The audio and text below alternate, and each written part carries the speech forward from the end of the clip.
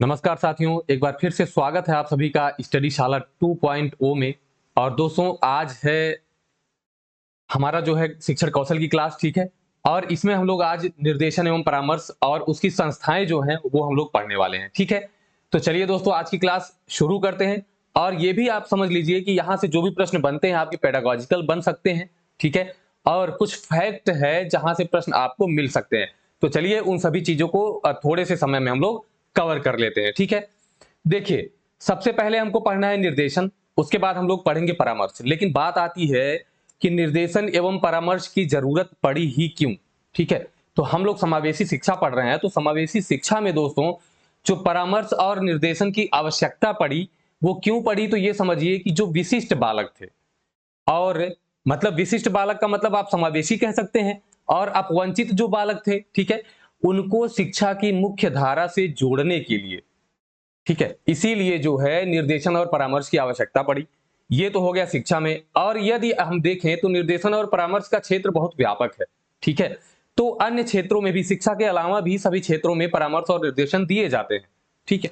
तो इसीलिए परामर्श और निर्देशन को हम लोग पढ़ने वाले हैं, और इसको हम लोग थोड़ा सा विस्तृत करके पढ़ेंगे। जैसे निर्देशन या परामर्श क्यों दिया जाता है? दिया इसलिए जाता है, देखिए, हर व्यक्ति में क्षमता होती है कार्य करने की, ठीक है। जन्मजात क्षमता होती है। कैसे कैसे होती है दोस्तों? जन्मजात भी होती है, ठीक है, और अर्जित होती है। जन्मजात क्या होता है? जब बालक पैदा होता है तो कुछ क्षमताएं उसके अंदर पहले से होती हैं, जैसे सोचने की क्षमता और बोलने की क्षमता, ठीक है। ये सारी चीजें पहले से होती हैं उसके अंदर, और कुछ चीजें आके अर्जित करता है।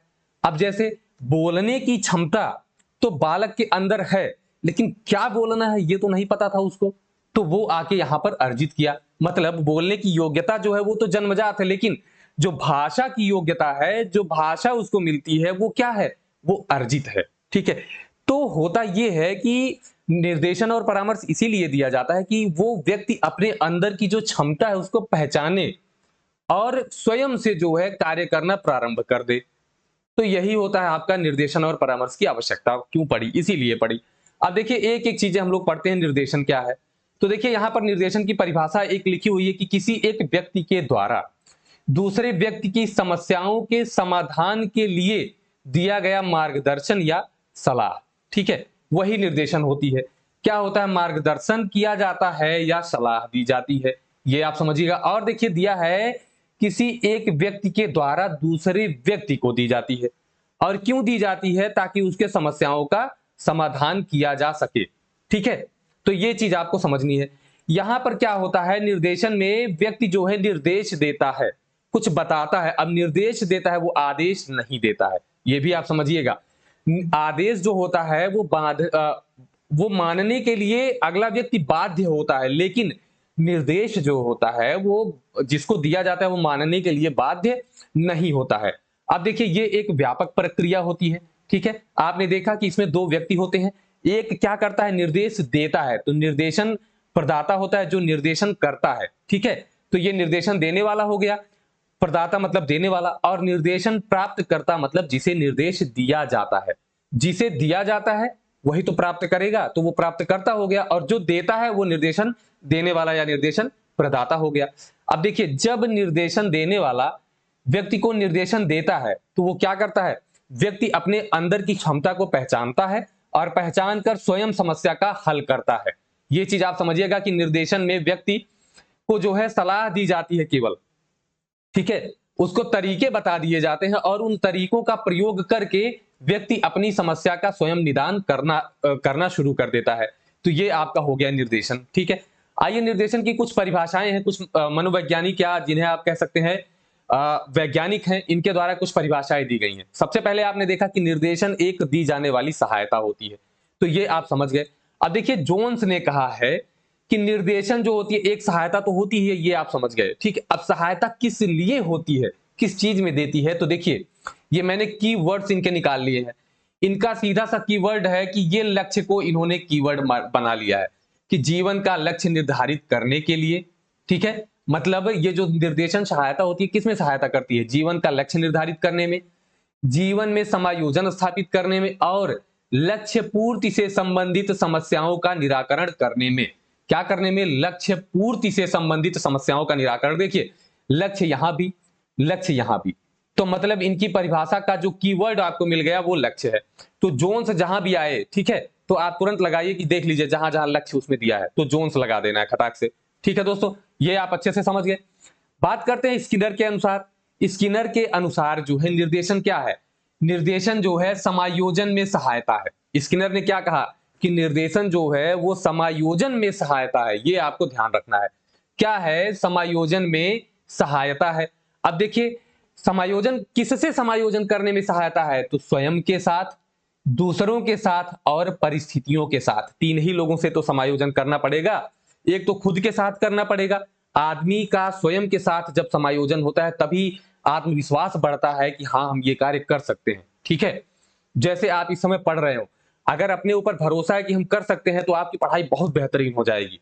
ठीक है, तो ये चीजें आप ध्यान में रखेंगे।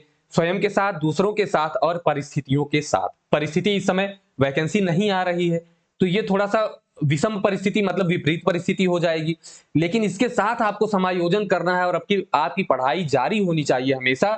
तो यही होता है परिस्थिति के साथ समायोजन। ठीक है, तो ये हो गया निर्देशन। जैसे मैं आप लोगों को कुछ बताता हूं कि हाँ इस तरीके से कार्य करिए, इस तरीके से कार्य करिए, ऐसे पढ़िए, तो वो निर्देशन हो जाता है। ठीक है, अब देखिए अगले हैं मॉरिस के अनुसार। मॉरिस जो है इनके अनुसार निर्देशन क्या होगा? तो इस इनके अनुसार इन्होंने बताया है कि निर्देशन दी जाने वाली वह सहायता है कि जिससे जो नवयुवक होता है वो क्या करता है? अपनी क्षमताओं को पहचानता है, उसकी क्षमताओं को पहचान कराया जाता है। मतलब निर्देशन पाकर युवक अपनी क्षमताओं को पहचानता है और क्या करता है कि सामंजस्य स्थापित करने के लिए, जीवन यापन करने के लिए अपने जो अंदर क्षमता है उनका विकास करता है।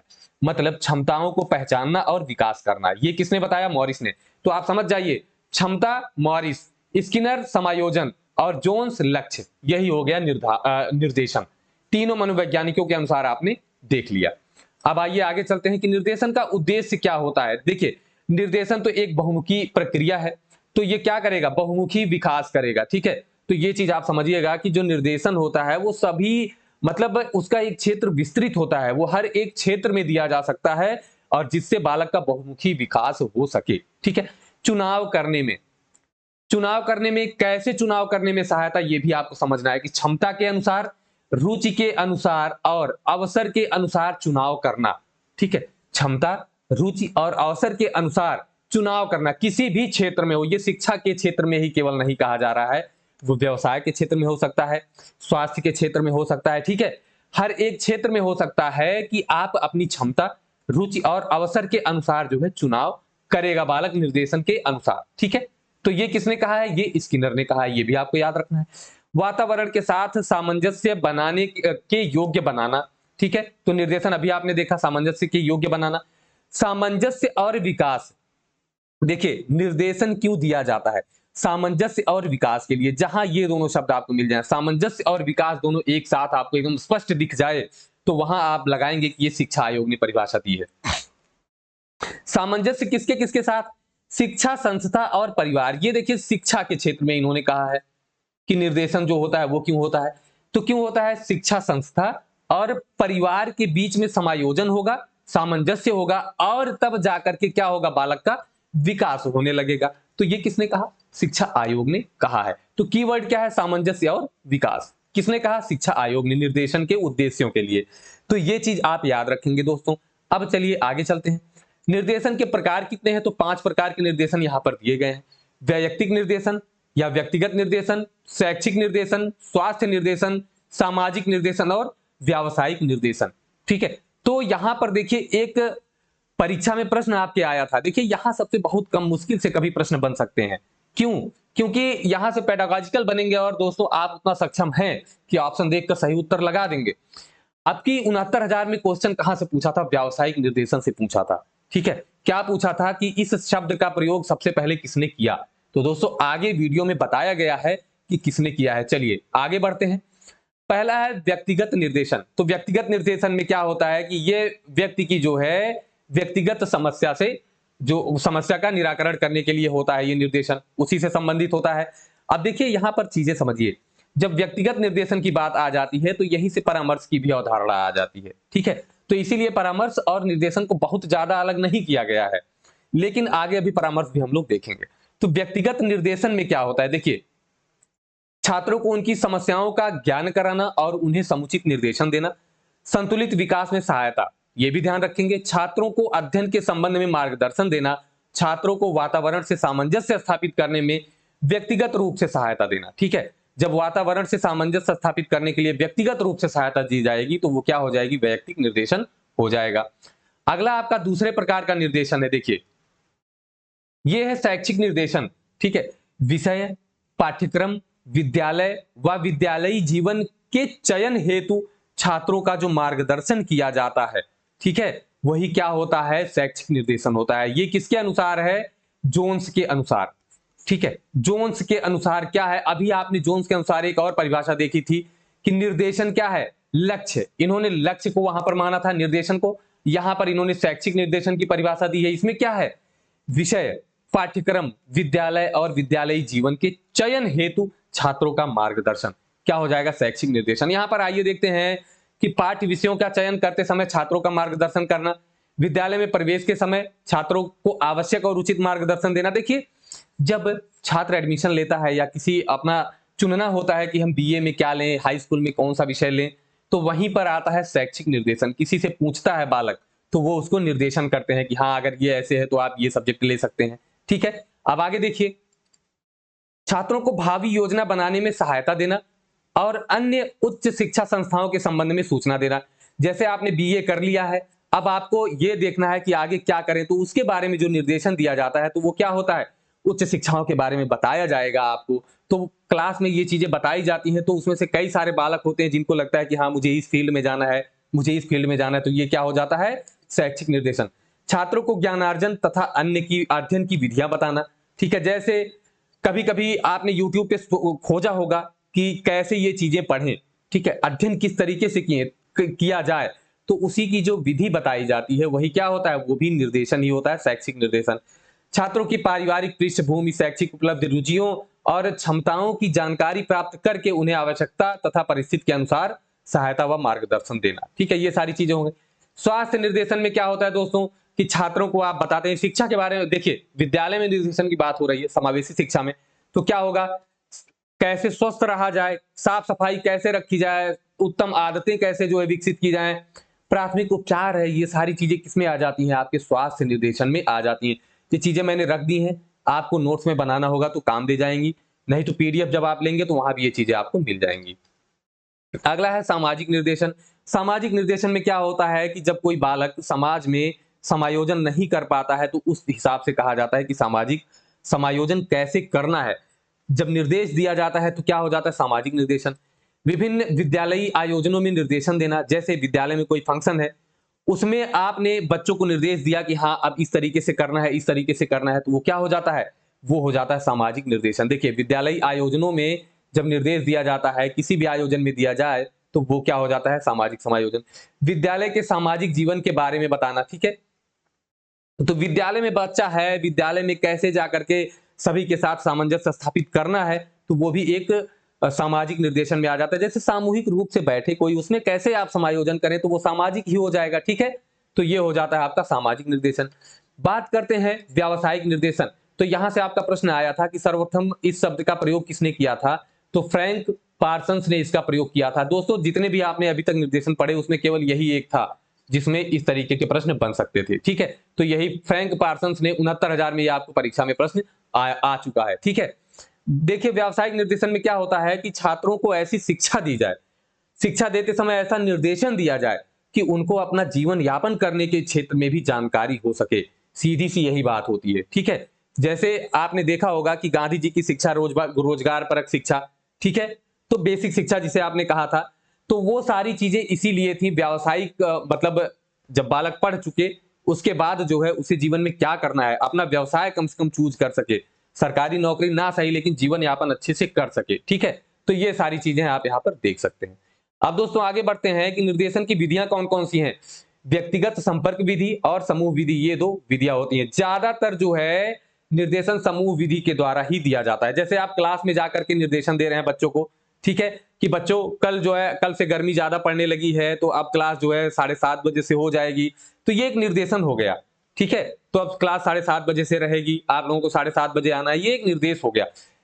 व्यक्तिगत संपर्क विधि में क्या होगा कि एक बालक को या एक व्यक्ति को कोई निर्देश दिया जाए, स्पष्ट रूप से कोई अलग से एक बालक को निर्देश दिया जाए, तो वही क्या हो जाएगा, व्यक्तिगत संपर्क विधि। ठीक है, तो निर्देशन दो तरीके की हो गए। अब बात करते हैं दोस्तों परामर्श पर। ठीक है, तो परामर्श क्या है, ये निर्देशन का एक महत्वपूर्ण अंग है। यहां भी दो व्यक्तियों की बात होती है, एक परामर्शदाता जो परामर्श देता है, एक परामर्श चाहने वाला, मतलब जिसे परामर्श चाहिए। इसे काउंसलिंग बोला जाता है। क्या, काउंसलिंग।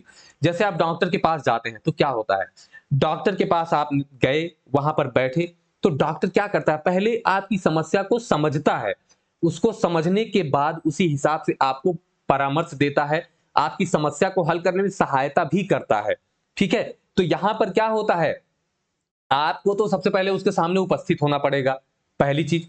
दूसरी चीज ये होगी कि डॉक्टर आपसे पहले विचारों का आदान प्रदान करेगा, आपके बारे में जानेगा, उसके बाद ही आपकी समस्या का वो निराकरण करने का हल आपको बता पाएगा। ठीक है, तो ये हो गए, इसमें दो व्यक्ति होते हैं, ये है परामर्श। ठीक है, और ये ज्यादातर मैक्सिमम वैयक्तिक रूप से ही दिया जाता है। ठीक है, कभी कभी सामूहिक रूप से होता है, जैसे एक ही प्रकार की समस्या से ग्रसित कई लोग होते हैं, तो वहां परामर्श सामूहिक रूप से हो जाता है, नहीं तो परामर्श व्यक्तिगत रूप से ही दिया जाता है। जैसे यदि आपको शिक्षा में ही परामर्श दिया जाए, तो जरूरी नहीं है, अगर मैं सामूहिक रूप से परामर्श देने लगूं दोस्तों, तो वहां पर क्या हो जाएगा, वहां पर यह होगा कि किसी बालक का जो है गणित कमजोर है, किसी का विज्ञान कमजोर है, किसी की हिंदी कमजोर है, तो अगर मैं सामूहिक रूप से परामर्श देने लग जाऊं तो मैं किस विषय को आधार बनाऊंगा, तो ये वहां पे समस्या आ जाती है। इसीलिए निर्देशन दिया जाता है, सामूहिक रूप से निर्देशन होता है कि निर्देश दिया जाता है, तो बालक खुद से समझेगा उसमें कि हाँ, मेरी हिंदी अगर कमजोर है तो मैं इसको इस तरीके से कर सकता हूं, अगला जिसका कमजोर है तो वो अपने लिए वहां पर ढूंढेगा। ठीक है, तो ये चीजें हो जाती हैं। अब देखिए, बर्नार्ड तथा फूलबर के अनुसार बुनियादी तौर पर परामर्श के अंतर्गत व्यक्ति को समझना और उसके साथ कार्य करना होता है। देखिए, ये चीजें बहुत मायने रखती हैं, जिससे उसकी आवश्यकताओं, अभिप्रेरणाओं और क्षमताओं की जानकारी हो सके। पहले तो जानकारी होनी चाहिए इन चीजों की, उसके बाद उनके महत्व को जानने के लिए सहायता दी जा सकती है। ठीक है, पहले आप अगले के बारे में बढ़िया से जानेंगे, फिर जाकर के आप परामर्श दे सकते हैं। इसका मतलब क्या है, जिस क्षेत्र में आप परामर्श देना चाह रहे हैं, उस क्षेत्र में आपको विशेषज्ञ होना पड़ेगा। ठीक है, परामर्श देने के लिए यह जरूरी है कि उस क्षेत्र में आपको विशेषज्ञ होना पड़ेगा। अब सीताराम जायसवाल जी की परिभाषा देख लीजिए कि निष्कर्षतः कहा जा सकता है कि परामर्श का मूल तत्व दो व्यक्तियों के बीच ऐसा संपर्क है जिसमें एक व्यक्ति दूसरे को स्वयं को समझने में सहायता प्रदान करता है। ठीक है, अब देखिए, स्वयं को समझने में सहायता प्रदान करता है। अब आप यहां पर परिभाषा तुरंत जोड़ लेंगे कि सीताराम जी ने कहा है स्वयं को समझने में सहायता दिया जाए तो परामर्श हो जाएगा। मायर्स के अनुसार क्या होगा कि परामर्श का तात्पर्य दो व्यक्तियों के संपर्क से है जिसमें एक को किसी प्रकार की दूसरे व्यक्ति द्वारा सहायता दी जाती है। मायर्स का यहां भी है परामर्श में, तो इन्होंने यहां पर क्या किया कि दो व्यक्तियों का संपर्क बता दिया और एक के द्वारा दूसरे को सहायता दी जाती है। और निर्देशन में आपने देखा था दोस्तों कि इन्होंने क्या कहा था, एक बार फिर से रिवीजन पर चलते हैं। इन्होंने कहा कि निर्देशन वह है जो क्षमताओं को पहचान कर उनको विकसित करने में काम आता है। ठीक है, क्षमताओं को पहचान कर विकसित करना, वो आपका निर्देशन में आया। और परामर्श में क्या आ गया दोस्तों, परामर्श में आया कि इसमें एक व्यक्ति को दूसरे व्यक्ति द्वारा सहायता दी जाती है। बस इतनी सी बात। रॉबिन्सन ने क्या कहा है कि परामर्श शब्द दो व्यक्तियों की संपर्क की उन सभी स्थितियों का समावेश करता है जिनमें एक व्यक्ति को उसके स्वयं के वातावरण के मध्य प्रभावशाली समायोजन प्राप्त करने में सहायता दी जाती है। स्वयं के व वातावरण। ठीक है, तो आप यहां से देखिएगा, स्वयं और वातावरण के बीच में सामंजस्य अगर परामर्श के बारे में बात किया जाए तो रॉबिन्सन। ठीक है, तो ये चीज आप तुरंत लगा देंगे। वहां पर आपने देखा था सामंजस्य स्किनर ने बताया था, लेकिन किसके किसके बीच, आप स्वयं का स्वयं से, स्वयं का परिस्थितियों से, और स्वयं का अन्य लोगों से। ठीक है, यह सामंजस्य उन्होंने बताया था। और यहां पर परामर्श में क्या बताया गया कि स्वयं और वातावरण के बीच, किसने कहा, रॉबिन्सन। चलिए आगे चलते हैं दोस्तों। तो परामर्श के प्रकार देखिए, परामर्श के कितने प्रकार हैं, तो परामर्श के 5 प्रकार यहां पर दिए गए हैं। नैदानिक परामर्श है, कोई व्यक्तिगत समस्या आपकी होती है, सामान्य सी समस्या होती है, उसके लिए नैदानिक परामर्श हो जाता है।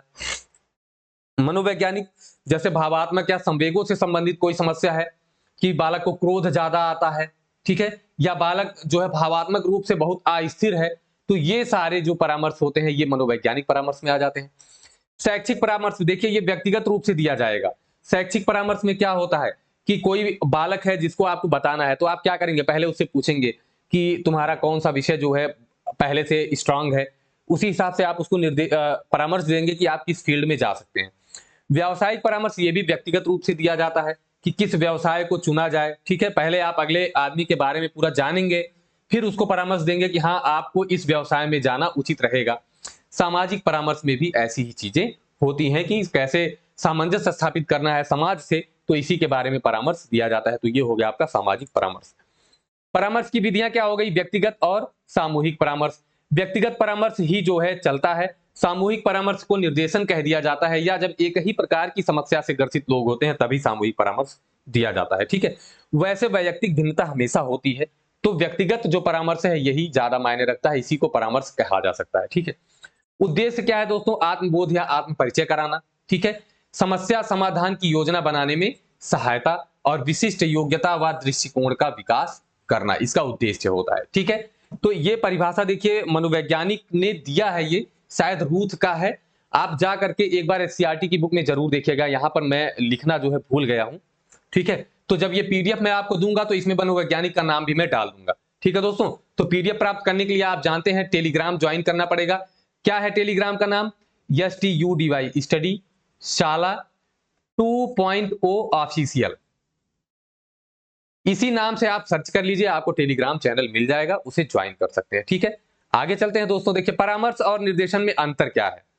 परामर्श और निर्देशन, सबसे पहले कि परामर्श जो होता है ये एक व्यक्ति से संबंधित होता है। देखिए व्यक्तिगत परामर्श ही मायने रखता है, यहां पर जो है निर्देशन व्यक्तिगत भी दिया जा सकता है और सामूहिक भी दिया जा सकता है, दोनों तरीके से दिया जा सकता है, ठीक है। आगे देखिए परामर्श की प्रक्रिया का आकार निश्चित एवं सीमित है। ये परामर्श परामर्श सीमित होता है, क्योंकि इसे जब आप एक व्यक्ति को विशिष्ट रूप से परामर्श दे सकते हैं तो उसका क्षेत्र व्यापक कैसे हो सकता है। लेकिन निर्देशन में क्या होता है, आप पूरे क्लास को परामर्श निर्देशन दे रहे हैं, ठीक है, तो ये सामूहिक रूप से हो सकता है और इसका क्षेत्र बहुत व्यापक होता है, यह हर क्षेत्र में दिया जा सकता है, ठीक है। परामर्श निर्देशन का एक अविभक्त अंग है, ठीक है, बिल्कुल सही है। ये देखिए निर्देशन भी बिना परामर्श के पूरा नहीं होता है। जैसे आपने निर्देशन पूरे क्लास को कर दिया लेकिन बच्चा नहीं समझ पा रहा है तो वो आपके पास व्यक्तिगत रूप से आएगा, तो क्या होगा, वही निर्देशन आपका फिर परामर्श में बदल जाएगा। आप व्यक्तिगत रूप से क्या करेंगे, उसको परामर्श देना शुरू कर देंगे। निर्देशन का आकार परामर्श से विस्तृत होता है, ये तो ठीक है, ऊपर वाली ही बात हो गई। परामर्श का इस्तेमाल विद्यार्थियों से संबंधित वैयक्तिक समस्याओं, पारिवारिक समस्याओं के संबंध में किया जाता है, जैसे भावात्मक समस्या हो जाए, ठीक है, कोई हेल्थ से संबंधित समस्या हो जाए, तो ये सारी चीजें किसमें आ जाती हैं दोस्तों, इसी में आ जाती हैं। हेल्थ वाला जो आपने देखा है, स्वास्थ्य, जब आप डॉक्टर के पास जाते हैं तो अपनी समस्या बताते हैं, फिर वो आपका निराकरण करते हैं और परामर्श देते हैं, ठीक है, तो वो परामर्श हो जाएगा। जब आप बच्चों को क्लास में सामूहिक रूप से बताते हैं कि कैसे स्वच्छता रखी जाए, ये भी स्वास्थ्य से ही संबंधित होता है, क्या खाने से स्वास्थ्य बढ़ेगा, क्या खाने से घटेगा, तो ये हो जाता है निर्देशन, ठीक है। निर्देशन का संबंध अधिकांशतः शैक्षिक एवं व्यावसायिक समस्याओं से संबंधित होता है, तो ये और भी समस्याएं हो सकती हैं, जैसे अभी शैक्षिक में देखिए जो बच्चों को आप बताते हैं स्वास्थ्य के बारे में वो भी शैक्षिक में ही आ जाता है, तो बिल्कुल सही है कि अधिकांशतः इसी से होता है, लेकिन बाकी के जो क्षेत्र आपको बताए गए वो भी मायने रखते हैं। परामर्श का संबंध मुख्यतः व्यक्ति की व्यक्तिगत समस्याओं से होता है, ये इंपॉर्टेंट, ठीक है, और निर्देशन का संबंध व्यक्ति की प्रत्येक समस्याओं से होता है, तो ये चीजें आप समझकर रखेंगे, ठीक है। आगे चलते हैं दोस्तों की परामर्शदाता संस्थाएं, इसको मैंने बहुत शॉर्ट में लिखा है, बहुत ज्यादा जो है इसमें बहुत ज्यादा कुछ था लेकिन उसकी जरूरत नहीं थी, तो मुझे लगा कि शॉर्ट में मैं अपने नोट्स में मैंने केवल यही एक पेज लिखा था, ठीक है, केवल एक पेज में ही मेरा समावेशी का नोट्स ये वाला समाप्त हो गया था, ठीक। तो परामर्श और निर्देशन का, इसीलिए मैंने आपको परामर्श और निर्देशन के लिए थोड़ी चीजें पहले बता दी। अब देखिए मनोविज्ञान शाला, ठीक है, ये परामर्शदाता संस्था है मनोविज्ञान शाला, कहां है, इलाहाबाद। इलाहाबाद मतलब इस समय प्रयागराज हो गया है।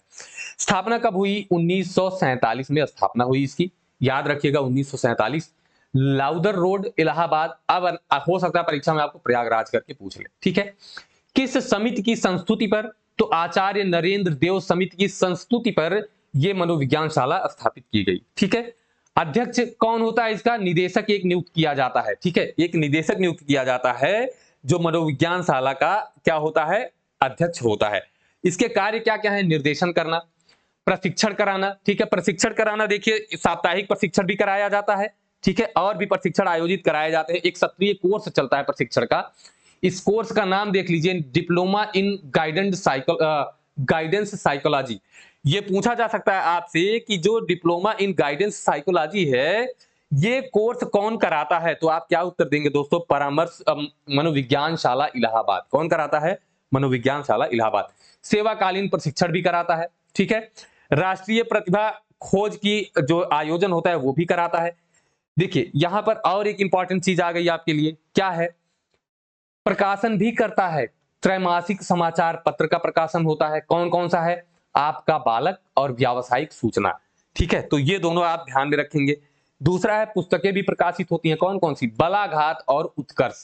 2 पुस्तकें भी मनोविज्ञान शाला इलाहाबाद प्रकाशित करता है। 2 पुस्तकें और 2 समाचार पत्र, आपका बालक, व्यावसायिक सूचना, बलाघात और उत्कर्ष। तो ये आप ध्यान में रखेंगे। अगला है, फिर मंडल स्तर पर आइए तो मंडलीय मनोविज्ञान केंद्र, ये मंडल स्तर पर होता है। आपसे पूछा नहीं जाएगा ये, क्योंकि सबको पता है मंडलीय स्तर पर क्या होता है।